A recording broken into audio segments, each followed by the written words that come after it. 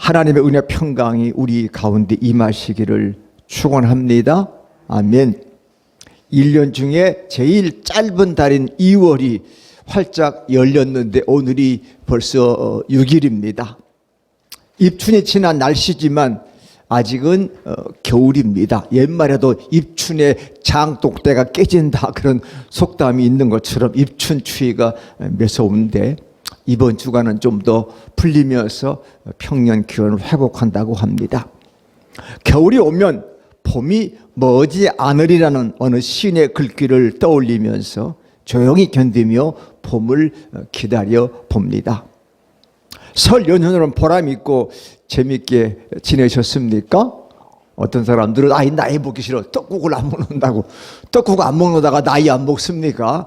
나이 먹는 거 좋은 거예요. 나이는 아무나 먹습니까? 다 견디고 이기니까 나이도 먹는 거지요. 사실은 이런 설 명절에 대한 인사하기도 머쓱한 멸치를 보내는 게 사실이에요. 그래서 히브리서 지혜자는 우리 잠언 25장 13 이렇게 우리에게 권면하고 있는데 함께 말씀을 읽으면서 말씀을 열어갑시다. 시작. 믿음직한 심부름꾼은 그를 보낸 주인에게는 무더운 추수 때에 시원한 냉수와 같아서 그 주인의 마음을 시원하게 해준다라고 말했어요. 그러니까 이 그리스도 삶은 이 말씀에 꼭 부합합니다. 나 때문에 좀 다른 사람을 좀 시원하게 드렸으면 좋겠다. 네, 자녀들이 그러면 좋지요? 그러면 좋아. 자녀들이 엄마 아빠한테 올 때 좀 와서 그러면 시원하게 좀 좋은데 와서 걱정 한 돈 부족이 주고 가면 괜히 마음이 그렇지 않습니까?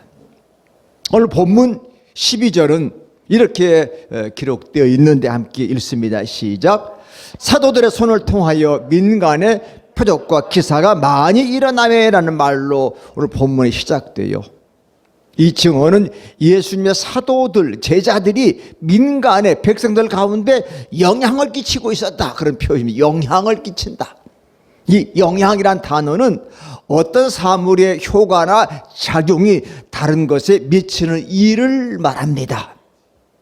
그러니까 다른 것에 미치는데 그것이 선하냐 악하냐. 그래서 선하면 선한 영향력, 나쁘면 나쁜 영향을 끼쳤다. 그렇게 얘기를 합니다. 저는 스포츠를 참 좋아해요. 그래서 자칭 스포츠 평론가 또는 해설가라고 해도 내가 어디에도 내가 안 꿀린다 할 정도인데 지난 주일 오후에 제가 좋아하는 세계적인 테니스 선수 라파엘 나달이 2020년 호주 오픈 결승에 올랐어요. 근데 상대 선수는 10살이나 어린 러시아의 메드베데프라는 선수인데 최근에 진 경험도 있고 그런데 이 나달이 이번에 이기면 그랜드슬램 21승이라는 위대한 위협을 이루는 그런 날입니다. 저도 아내에게 양해를 구하고 텔레비전을 독점해서 보고 있는데 나달이 시원찮더라고.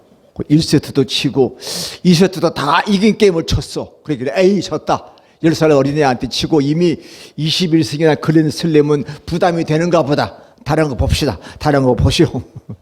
그리고 가끔 이렇게 봤는데 그래도 열심히 하더라고. 나중에 잊어버렸어. 뭐 지겠지 뭐. 10살도 어리고. 그리고 특히 호주 오픈에 약해. 13년 전에 우승한 적이 있고 나달은 주로 이제 프랑스 오픈에서는 잘해요. 그래서 거기는 크레이 코트라 흙바닥 테니스 코트, 그래서 흙신이라 그러는데 인터넷 봤더니 어메이징 라팔이라고 떴더라고. 어메이징 나달? 야, 나달이 이겼나 보다. 그래서 막 쳐다봤더니 나달이 3대2로 역전해서 이겼더라고요. 이야. 그래서 제가 다시 한번 들어가서 보았더니 이렇게 쉬운 경기가 아닌데 포기하지 않고 끝까지 집중력을 발휘해서 10살이 어린 25이면 우리 만이니까 한참 때잖아. 나달은 우리 나이 37이나 먹은 노장인데 이겼더라고요. 그래서 그랜드슬램, 그러니까 미국 US 오픈, 호주 오픈, 프랑스의 롤랑 칼로스, 그다음 영국의 윈블던 이 4개를 그랜드슬램 그랜드 대회에서 21번 이기는 위협을 달성했어요. 그러니까 제가 말씀드린 영향은 나달이 그 어려운 상황 속에 2대0 졌으니까 한 게임만 세트만 지면 지는 거예요. 그런데 끝까지 집중력을 발휘해서 결국은 위협을 이루었다. 많은 그의 팬들이 인생에게 좋은 영향이 된다. 졌다고 포기하지 말고 끝까지 집중력을 발휘하면, 끝까지 한 포인트 한 포인트에 최선을 다하면 결국 이렇게 승리의 위협을 달성할 수 있다는 좋은 교훈을 주었다. 좋은 영향이죠. 베이징 동계올림픽 개막됐는데 텔레비전에서 뉴스가 우리나라 혼성 계주에서 금메달 딸 거다. 근데 예선에 떨어졌어. 그러니까 이 기자 인터뷰도 안 하고 그냥 집으로 가버렸대. 난리가 났어. 어떤 남자 선수가 타다가 미끄러졌어. 얼음 독에 날이 걸려서. 그럴 수 있지요. 그 바람에 3위로 밀려나서 예선에 통과 못하고, 금메달 2개 이상 중에 1개다가 거기에 걸렸는데 1개가 그냥 초반에 날아가 버렸어. 운동 경기가 그러는 거죠. 그러나 지고 이길 수 있지만 끝까지 집중력을 발휘한다는 그 좋은 영향력은 많은 스포츠인들에게 귀감이 됐어요. 사도들은 백성들 가운데서 좋은 영향을 끼치고 있었다, 그런 말입니다. 이 사도들을, 그러니까 다시 말해 제자, 더 이상 예수님께서 골고다의 언덕 오르실 때에 두려워서 마치 양떼가 흩어지듯 달아나는 그런 사람들이 아니라는 거예요. 부활의 아침에 밝아왔을 때에도 골방문을 걸어 잠근 채 무서워서 어쩔 줄 몰라 그런 제자들이 이제는 아니라는 겁니다. 그들은 광장에 나와서 예수님의 이름으로 말하기 시작했고, 위에 있는 십자가 내몰았던 그 예수님, 하나님께서 죽음 가운데서 풀어 살리셨다고 선언하기 시작한 거예요. 그들은 말만이 아닌 표적과 기사도 행했다고 본문은 증언합니다. 그 대표적인 사건, 우리가 잘 알고 있는 베드로와 요한이 성전 미문 곁에서 날 때부터 걷지 못해서 구걸하던 그런 사람에게 성전에 기도하러 올라가다가 딱 만났어. 우리가 잘 아는 베드로의 선언을 우리가 같이 한번 힘차게 선언해 봅시다. 시작. 은과 금은 내게 없거니와 내게 있는 이것을 내게 주노니 나사렛 예수 그리스도의 이름으로 일어나 걸으라. 이렇게 말하면 그를 고쳐 주었어요. 고쳐준 표적과 놀라운 일도 행했어요. 예수님께서는 십자가 처형과 더불어 역사의 무대에서 사라진 것이 아니라 이 제자들의 증언과 삶을 통해서 오히려 더욱 생생하게 되살아난 줄로 믿습니다. 할렐루야. 그러니까 사도행전의 기자 누가는 사도들을 통해 나타난 사건을 표적과 기사는 우리말로 우리가 번역하면 놀라운 일이 일어난 거예요. 표적, 사인, 뭔가 표시가 놀라운 일이 일어났어. 이 표적을 뜻하는 헬라어 세마이오는 뭔가를 가리켜 보이는 표. 요즘들은 전부 다 이렇게 아주 예쁘게 이미지라잖아. 표를 탁 표적, 기사, 사인. 유명한 식당 가면 왜 식당에 연예인들이 들어갔다고 하다 다 써놓고 가자. 그런 것들이 하나의 기사, 표적이라고 얘기할 수 있어요. 또 기사, 놀라운 말을 뜻하는 헬라어 테라스는 어떤 징후나 조짐을 가리키는 말이에요. 그러니까 사도들을 통해서 사도들은 뭔가를 가리키며 뭔가를 나타내고 있었어. 그게 누구냐? 바로 예수 그리스도를 가리키고 예수 그리스도를 나타냈다는 거예요.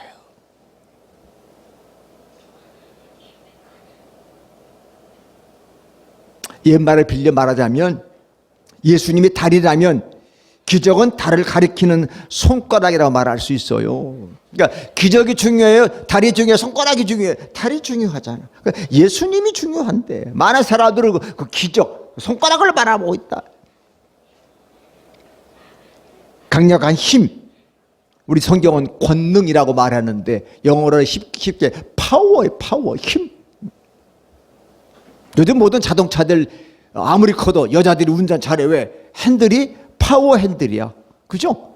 이렇게 손바닥으로 해도 핸들이 돌아가.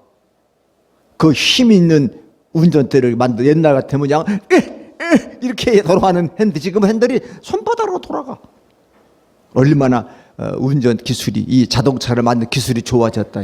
그게 바로 파워 핸들이라고 그래. 아무것도 아닌 것 같은데 쉽게 그 큰 자동차들도 그냥 돌아간다.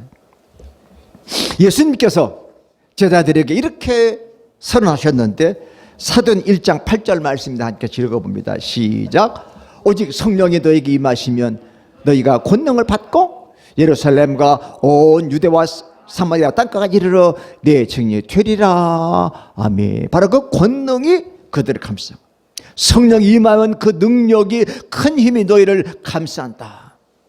그 능력 안에서 그들이 한 마음이 된 거예요.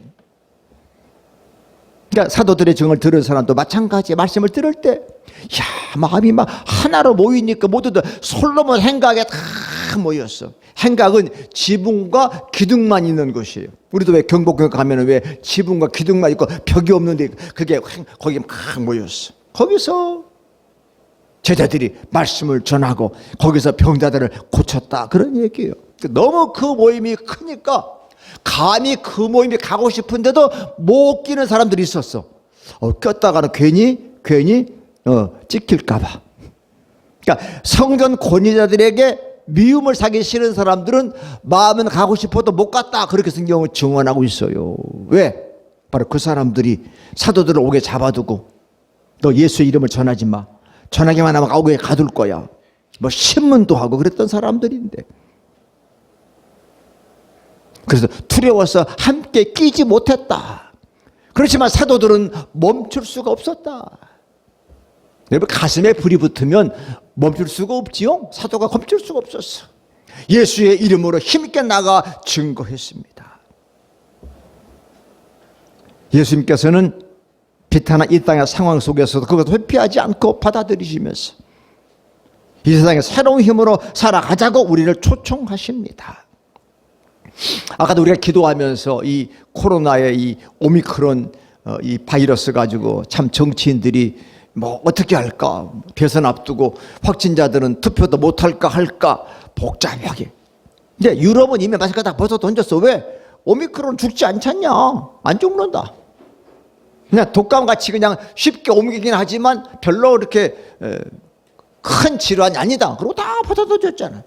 대한민국만 벌벌벌벌벌 떨고 지금 뭐 3만 명이 어쩌죠. 다른 나라는 뭐 2만 10만 뭐 그런데도 그냥 하네. 우리만 그냥 벌벌벌벌벌.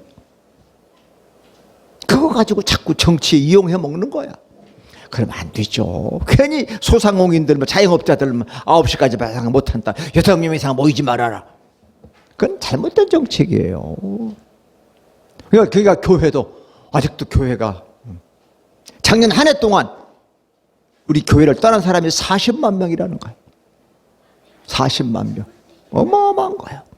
그만큼 많은 사람들이 예수님과 함께 노래하고 함께 놀고 함께 살고 나눔을 즐겨야 되는데 그러지 못한 거예요. 왜? 이 질병에, 오미크론에, 코로나에 다 지고 있는 거예요. 그걸 사탄이 노리고 있는지도 모르죠. 우리는 이 새봄에 좀 생명의 노래를 부르자. 그 부름받은 사람들이잖아요. 근데 왜 우리가 노래하지 못하고 짤짤짤 매며 사느냐? 예수님의 영이 우리에게 임하지 않으면 노래할 수가 없는 거예요. 생명의 노래를 부르는 사람들 보면 그들은 새로운 세계를 바라보면서 새로운 땅, 새로운 하늘을 바라보면서 노래하잖아요. 이기심과 탐욕이 지배하는 세상, 그렇게 사람이 하나도 이상하지 않은 거. 요즘 뭐 대선 후보들 보세요. 전부 다 요즘에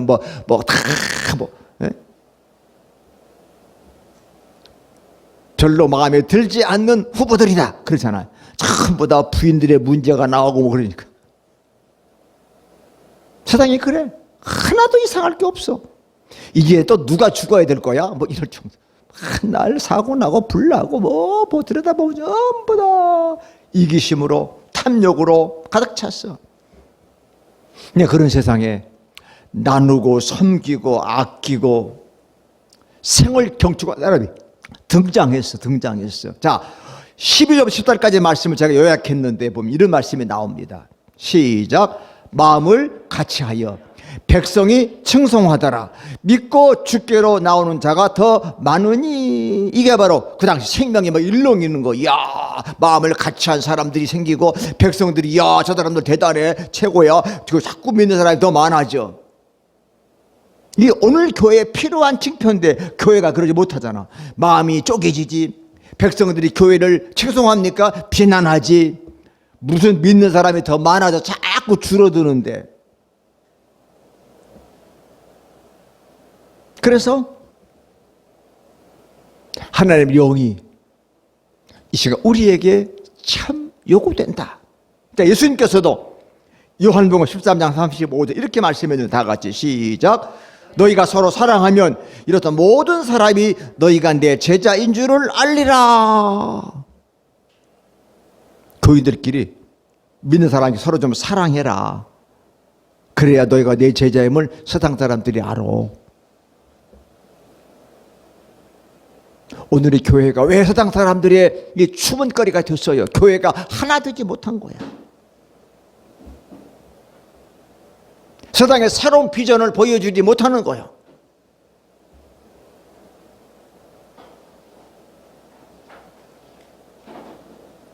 앞으로도 교회를 떠나는 사람이 더 많아지면 많아지지 줄어들지 않는다.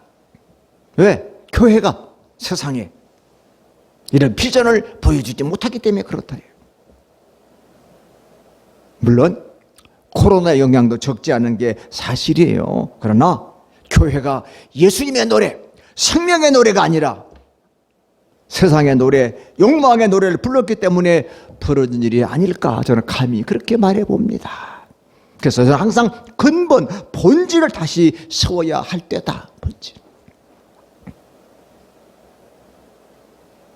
물론 우리 한국 사람들은 이 표적과 기사를 좋아해. 놀라운 것, 그러니까 어메이징, 이야, 그렇죠. 근데 그것만이 아니야. 바로 사도들은 그 존재 자체가 좋은 영향을 끼쳤고 진리 아름다움을 드러냈어. 사람들은 병든 사람을 거리에 메고 나가서 침대나 요비에 눕혀놓고 베드로가 지나갈 때에 그 그림자라도 좀 덮여서 좀 낫기를 바랬어. 과연 그림자가 덮이면 병이 났을까는 모르지만 그만큼 사람들이 베드로의 영향력을, 사도들의 영향력을 믿고 그리워했다는 거예요. 마치 혈루증을 앓던 여인이 예수님 옷자락만 손을 잡아도 병이 나으리라 그렇게 믿었던 믿음으로 혹시 베드로의 그림자라도 좀 나에게 덮일까 하고 모두 모여들었다. 그 말은 뭐예요? 그 말 사도들이 좋은 영향을 끼치고 있었다라고 하는 겁니다. 예루살렘 근방에 여러 동네에 사는 많은 사람들이 병든 사람들과 악한 귀신에 시달린 사람들 데리고 모여들었고 모두 고침을 받았다. 자, 요한복음 14장 12절인데 함께 읽어봅니다. 시작.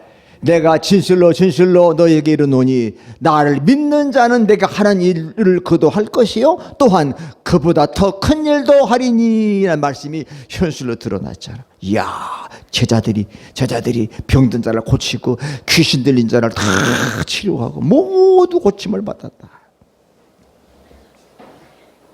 여기서 우리는 깜짝 놀랄 일을 생각하게 돼. 왜? 원래 베드로를 비롯해 사도들은 모두 가슴에 깊은 그 짙은 그늘의 그림자가 있던 사람들이잖아요.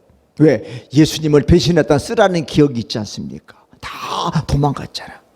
겟세마네 동산에서 나와 함께 깨어 기도하자 그랬을 때 다 졸며 잤잖아.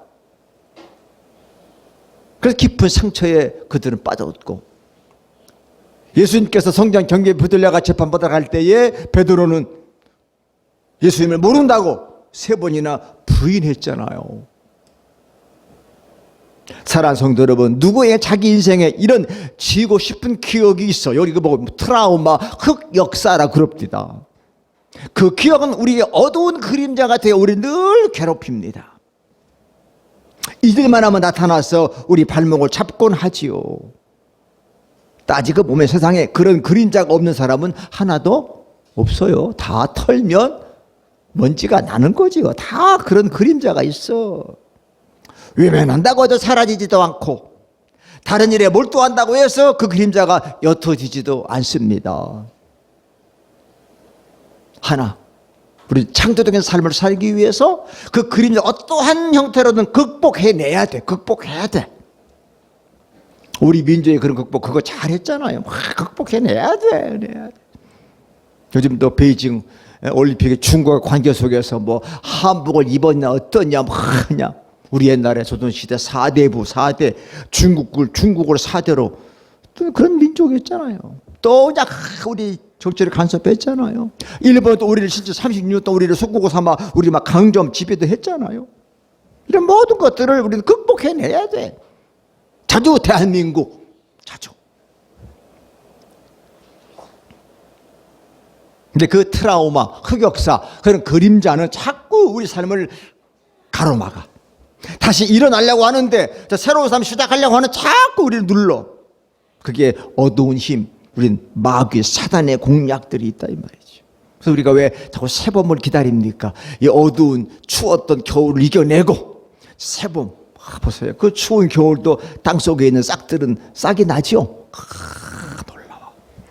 앞산에 가보면 지금 전부 나무들이 떨어져가지고 다 죽은 것 같은데 그 속에 이 상록수들은 푸른 잎을 자라는 애들 12달 동안 그 추운 겨울에다 파란 잎을 자랑하고 있어. 볼 때마다 참 존경스러워. 쟤는 어떻게 저렇게 저 초록 잎을 한 번도 잃지 않고 저러고 있을까?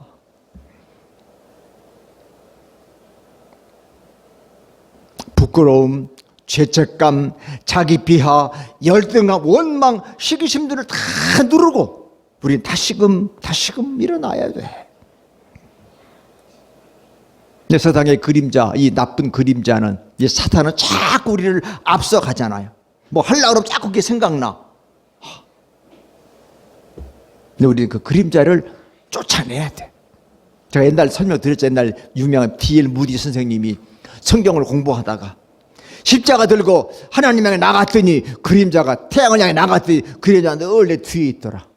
등을 쥐고 태양을 등 쥐고 가니까 항상 그림자가 앞에 있더라. 아하, 의의 태양은 예수님 하나님을 바라보고 가면 그림자 늘 뒤에 있는 걸 내가 이제 깨달았다.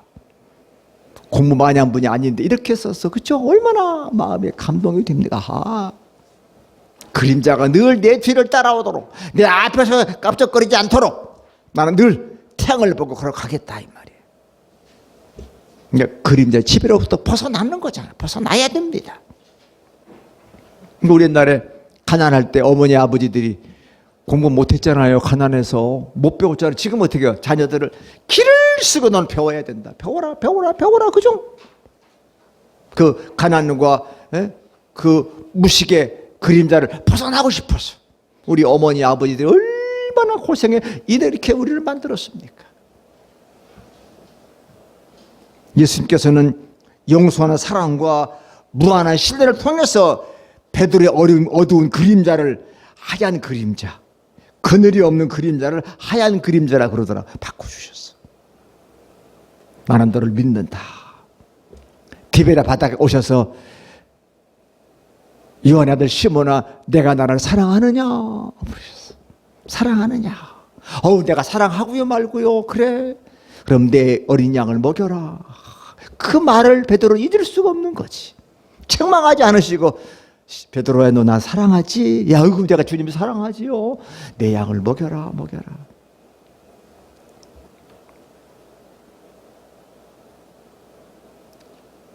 하얀 그림자는 매우 역설적인 표현이에요. 모든 그림자가 밝을 수는 없어요. 그러나 은총으로 치유된 그림자는 밝습니다. 이때부터 그의 삶이 달라지는 것이죠. 아픔을 겪어본 사람이라야 지금 아픔을 겪는 사람들을 위로할 수 있는 거죠. 부끄러움과 수치심에 몸부림쳐본 사람이 지금 같은 상황 속에 있는 사람들을 붙들어 줄 수 있는 거예요. 심지어는 야, 나는 너보다 더 못났었어. 너보다 더 겁쟁이였었는데 내가 주님 만나고 내가 이렇게 변화됐어. 그래? 어이구, 나는 언니는 안 그럴 것 같은데 형님은 안 그럴 것 같아. 아니야, 나도 더 두려움 속에서 더 우울감 속에서 어쩔 줄 몰라 했었는데 내가 주님 만나고 나의 그림자를 내가 극복해냈다. 그래서 히브리서 기자는 그런 그리스도의 그 가없는 사랑을 이렇게 우리에게 소개했는데, 히브리서 5장 2절입니다. 시작. 그가 무식하고 미혹된 자를 능히 용납할 수 있는 것은 자기도 연약에 휩싸여 있음이라. 아멘. 우리같이 무식하고 미혹돼 잘 유혹에 넘어가는데 주님 우리를 용납하셨어. 내가 너를 사랑한다. 왜? 자기도 연약함에 휩싸여 있어 봤기 때문에 그렇다는 거예요. 그러니까 내가 가난 속에, 무식 속에, 아픔 속에 있어본 사람은 다른 사람들 어떻게 해요? 용납할 수 있다. 있다. 그래서 이 사랑을 경험한 베드로와 사도들은 고통받는 사람을 그대로 받아들일 수 있었던 거예요. 그 어두운 그림자를 밝은 희망의 그림자로 그들을 치유해 준 거예요. 오늘 설교 제목처럼 선한 영향력을 나타낸 것입니다. 하나님께 하시는 일이 바로 이런 일입니다. 다 같이 선한 영향력이 늘 밝은 것은 아니다.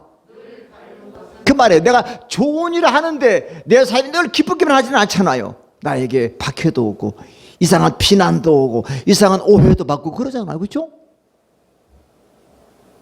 사도들과 성도들을 통해 나타난 그 새로운 세계를 곱게 보지 못한 시선들이 있었어. 누구예요? 바로 그 당시 종교 지도자들. 저놈들은 저 왜 저래? 저 이상하다. 저 그냥 놔둬 나 큰일 나겠다. 선한 영향력인데도 곱게 보지 않은 거예요. 그들은 현상 질서를 뒤흔드는 사람을 싫어하잖아요. 싫어하잖아요. 왜 현 정부가 기독교인들 모이는 걸 싫어해? 모이면 맨날 그런 소리 하니까 싫어할 거야. 모이지 말아라. 근데 민노총은 맨날 모여서 백성들이 뭔가 이 나라를 좀 새롭게 하자고 하는데 모이지 못하게. 교회 모이지 말아라. 공연은 하면서 왜 교회는 못 모이냐고. 교회도 공연한다 그러면 되는데 공연은 모이는데 교회는 못 모이게. 예배는 안 돼?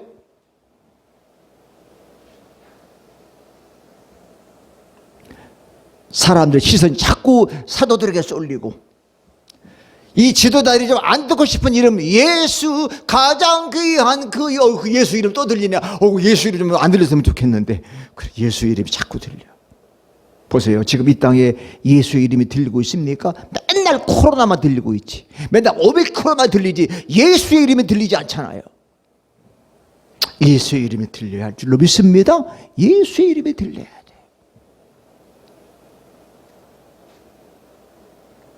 그 이름은 자기 위선과 협잡과 폭력성을 자꾸 기억나게 하는 이름이 예수의 이름이니까 그들은 예수의 이름이 두려운 거야. 예수의 이름 그만 얘기해라. 대제사장과 사두개파 사람들은 시기심에 붙들린 거예요. 왜 자꾸 인기가 저 제자들에게 가지? 저놈은 사도들에게 인기가 가고 나한테 인기가 없네? 다 옥에 가둔 거예요. 다음날 공의회를 요즘은 국회를 소집해서 사도들 데려다 그 앞에 세웠어. 대제사장이 그대로 신문합니다. 신문이 28절인데, 자, 28절 같이 읽어봅니다. 시작. 우리가 이 이름으로 사람을 가르치지 말라고 언금하였으되 너희가 너희 가르침을 예루살렘에 가득하게 하니 이 사람의 피를 우리에게 돌리고자 함이로다. 봐요. 예수의 이름으로 말하지 말라고 했는데 왜 자꾸 예수 이름을 예루살렘에 가득 차게 해? 그 피가 우리에게 돌리고자 하는 거냐? 얼마나 두려웠으면 몇 명한 예수의 제자들을 불러다가 앞에 심금해 놓고 엄중하게 명령했어. 내가 언급했는데 왜 자꾸 예수 이름을 얘기하는 거야? 그런데 이 엄중한 명령은 어림없었어요. 일찍 예수님께서 우리들에게, 아니 제자들에게 내 이름 얘기하면 너희들 고난 받을 거다 미리 말씀하신 적이 있어요. 자, 마태복음 19장 19절인데 읽습니다. 시작. 너희를 넘겨줄 때에 어떻게 또는 무엇을 말할까 염려하지 말라. 그때에 너희에게 할 말을 주시리니 이렇게 말씀했어. 그러니까 예수를 막 증거하다 보면 붙들려 갈 텐데 붙들려도 걱정하지 마라. 내가 너희들에게 할 말을 줄 거다. 할 말이 생각날 거야. 걱정하지 마. 붙들려 가. 거짓말로 법정 말로 소명할 말을 주신다고 그랬어. 야, 예수님 주신다고 그랬어. 그러니까 준역이 될 수 있는 상황인데도 베드로와 그리고 다른 사도들은 당당했습니다. 자, 그게 29절인데 다 같이 우리 베드로와 사도같이 당당하게 한번 말합니다. 시작. 베드로와 사도들이 대답하여 이르되 사람보다 하나님께 순종하는 것이 마땅하도다. 사람보다 하나님께 순종하는 게 마땅하지 않느냐 얘기한 거예요. 그 자리에서 당당하게 주눅 들지 않고. 이게 주문 이같이 뭐 어디 준비했겠어요? 주께서 그들에게 그 말을 주신 거지. 그러니까 믿음을 담불당하게 사람보다 너희보다 하나님께 순종하는 게 내가 마땅하지 않느냐. 나는 예수 이름을 하나님께 순종하며 전한다. 다 같이 진리 안에서 자유를 누리는 사람이 할 수 있는 말이에요. 진리 안에 자유할 수 있는 사람이 당당하게 그 당시 종교 지도자에게 할 수 있는 그 당당함이 그때 생기는 거야. 그 말은 공회에 던진 폭탄 선언이에요. 감히 죄인 주제에 우리를 가르쳐 당당하게 말해? 그 말 때문에 그들 중에도 논쟁이 많이 벌어졌어. 결국 가마리엘 중재로 사도들은 매를 맞고 풀려났어. 괘씸하니까 매는 때리고 풀려났어. 저 하는 일이 하나님의 이름은 오래 갈 거고 사람의 이름은 금방 끝날 거다. 풀어주자. 근데 금방 끝나서 안 끝났어요. 안 끝나 오늘 여기까지 왔잖아. 할렐루야. 그 누구의 일이요? 하나님의 일이지. 맞잖아요. 응? 내가 하나님께 순종하는 게 마땅하다. 그게 마땅하죠. 여기까지 지금 왔잖아요. 여기까지 왔잖아. 여기까지. 사도들은 조금도 위축되지 않고 오히려 예수님의 이름 때문에 내가 모욕당한다. 야, 이거 영광이다. 기쁘다. 내가 감히 예수님 때문에 내가 모욕을 당해? 이야. 할렐루야? 그렇잖아. 예수님의 이름 때문에 모욕을 당했다. 옛날에 예수님 그럼 다 도망갔는데 지금은 예수님의 이름 때문에 내가 고난을 받는다. 이야, 영광스러운 일이야. 생각하며 기뻐했다는 거예요. 사랑하는 성도 여러분, 다는 아니야. 몇몇 사람의 잘못된 예수 믿는 사람들 때문에 예수님의 이름이 모욕당하는 시대야. 그렇죠? 아까 얘기했지만 왜 자꾸 교회가 예배드리지 못하게 하는지 몰라. 코로나? 오미크론? 우리나라만 그렇대잖아. 유럽은 다 벌써 늦었다고 그러잖아요. 그 기본권을 왜 억압하느냐. 이번에 투표 못하게 그 기본권, 가장 큰 민주주의 기본권이 투표하는 건데 확진자 생기면 몇십만 명이 투표 못하게 생겼대 지금. 그래서 선거관리위원회도 어떡할까 눈치만 보고 있는 거야. 눈치만. 수를 써야죠. 머리를 쓰면 방법이 있죠 반드시. 근데 못하게 하려면 다 방법이 있지 않겠습니까? 이제 정부나 교회나 우리 모두가 형식과 껍데기는 버려야 돼. 우리 목사들 가운 다 벗어 던졌잖아요. 지금도 가운 입고 있는데 어디 있어? 법정 가면 가운 입고 있더라고. 검사도 판사는 껍질 그거 벗어 던져야 돼. 판결을 잘해야지. 엉터리 판결 나와서 뭐 법인만 입고 있으면 그게 법원입니까? 형식 껍데기는 벗어야 던져야 돼. 던져야 돼. 이제 우리는 예수님의 이름, 예수님의 정신이 아니면 거기다 벗어 던져야 돼. 껍데기는 가라! 외쳐야 돼. 예수의 이름. 그러니까 교회가 예수님의 이름이 없으면 교회 아니잖아요. 그 YMCA이지. 교회는 예수님의 이름이 외쳐져야 되죠. 예수님의 이름. 저 십자가가 왜 높이 달려있어요? 바로 예수 그리스도의 그 선한 영향력을 온 땅에 비추려고 있는 거 아니겠습니까? 혹자들은 뭐 서울항구 내리면 서울에 십자가만 보인다. 술집보다야 100번 1000번 좋은 거 아니에요? 그렇지 않습니까? 얼마나 돌아서면 다 커피죠. 대한민국 커피 안 먹으면 죽는 나라가 돼버리고 전부 다 커피. 그거보다야 십자가가 훨씬 낫지 않겠습니까?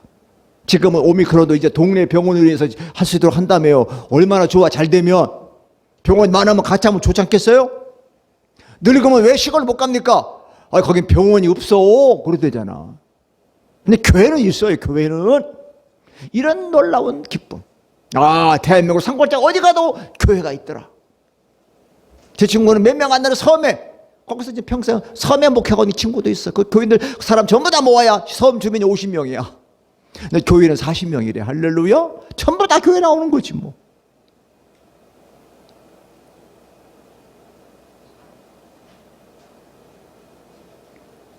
이제 우리가 사는 모습이 오늘 베드로와 그 제자들처럼 우리의 삶 때문에 다른 사람들에게 누군가에게 아름다운 삶의 이정표가 되었으면 좋겠습니다. 아멘. 중국 가면요, 한국에 제일 불쌍한 지도자가 대통령이란, 대통령 끝나고 나면 감옥 가니까. 제일 불쌍한 직업이 대통령이. 그런데 중국에서 그렇잖아요. 대통령 끝나면 다 감옥 가잖아. 안 가면 죽어버리든지 자살하든지. 그러니까 이게 무슨 지도자의 이정표요. 우리나라 지도자 대통령 되고 나면 저렇게 멋있는 삶을 살구나. 따라가야 되는데 따라갈 사람이 있어 없어요? 없어. 있습니까? 지금 이 땅에 우리가 따라갈 지도자가 있어요? 없잖아. 얼마나 안타까운지 몰라. 우리 존재가 좀 다른 사람들에게 선한 영향력을 좀 나타내기를 노력하며 기도합시다. 정 안 되면 내 딸에게도, 내 아들한테마저도 우리 아빠는 참 내가 존경해. 내가 엄마 아빠 만날 참 잘했어. 그러면 최고잖아요. 너무 좋아. 나는 엄마 싫어. 난 이 다음에 결혼하면 우리 아빠 같은 사람만 빼놓고 결혼할 거야.